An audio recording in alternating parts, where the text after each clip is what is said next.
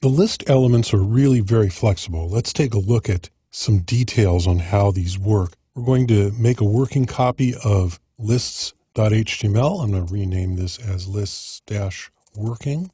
I'm going to open this in my text editor here, and I'm going to go ahead and open it also in the browser. So here we have a simple document with the 3 different types of HTML lists in it. First thing I want to show you is that it is possible to nest these lists. So if I take this whole ordered list and I just make a copy of it, and I'll make another copy of it right there in the middle of the existing list. Of course, I'm just indenting them so that it's clear. That doesn't affect how they're rendered. And if I go ahead and reload this, you see we now have 3 different lists and they're nested within each other. And you notice that they each start over at 1. So if I wanted to, I could come over here and I could put start equals 5 on this second OL. And when I reload over here, you'll see it's 5, 6, and 7. The inner one is still starting at 1, 2, and 3. If I wanted to, there I could say type equals I and start equals 7 and save that and reload. And you see now we have 7, 8, 9 in Roman numerals for that inner one. So there's really a lot of flexibility in how this works with the nested lists. And if I nest the unordered lists, see we get this other behavior here. When I reload this, you'll see that we have the disks and the circles and the squares for the different levels of nested unordered lists. So I'm going to go ahead and remove that nesting. And I'm going to include now our CSS resets. You can see another interesting aspect of these. So I'm just going to expand this so you can see the whole line there. I have included our CSS style sheet that does resets. And when I reload this, you see that these are still formatted very much like they were before.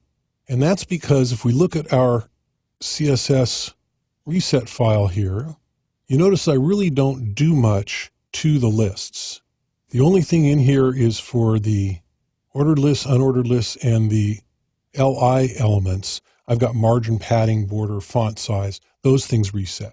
But I'm not doing anything actually specifically about the lists. Instead, I'm going to come in here and I'm going to add a little reset here. I say style. And normally when I use my resets in a website, I'll have something like this in here. I'm going to say DL, DT, DDOL, ULLI. And so that's all of the list related elements. I'm going to come in here, I'm going to set the margin and the padding and the border all to 0. When I save this and I reload in the browser, now that's interesting. Of course, we expected them all to have no margin, no border, and no padding. What might have been unexpected is that all of the bullets and those kinds of things have disappeared. Otherwise, it's a great place to start because it normalizes the display across the platforms. That's what a reset is for. But with the bullets and the numbering disappeared, that's not right.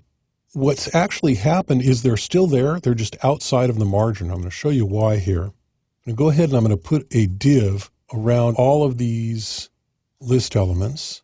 And I'm just going to call it outer. And I'm going to come up here into our style sheet. I'm going to say outer. And so that's the ID selector. Say margin left 50 pixels. And I'm going to give it a border. Put this on a separate line. Do this right.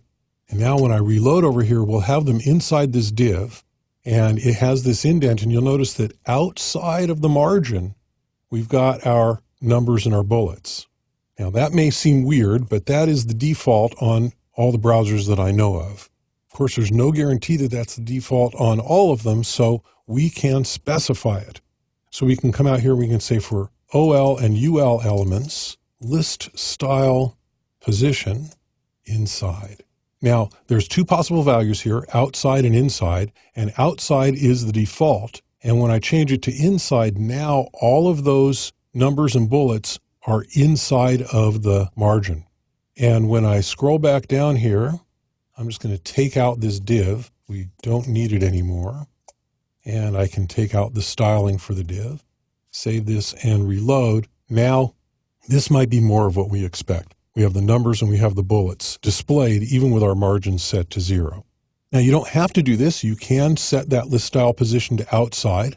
And if I just change this to outside and reload, you'll see there's our default. But if you want to have those within the margins of whatever containers you're putting this in, you might want to set it to inside. So just for display purposes and to make this line up with things, we're going to go ahead and put a margin left. And we're going to say 1x, which is the default that I have for these other elements here. And so it lines up nicely with our header. And now let's take a look at some of the possibilities here.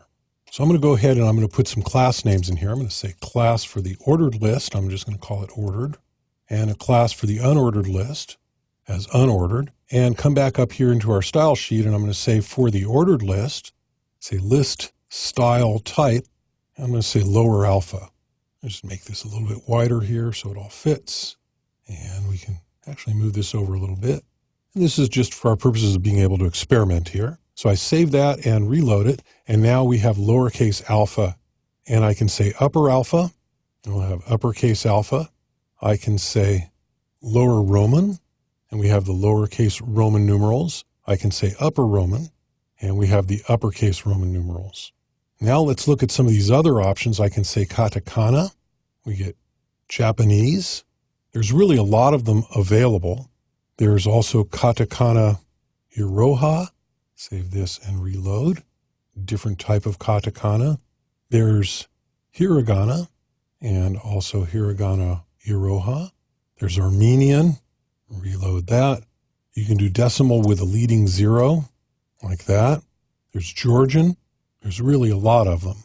Or if we like, we can even use an image. We can say list style image. I'm going to do this for the unordered list. These same things work for both the ordered and the unordered list, but images are more common for the unordered list because they'll replace the bullets. URL images.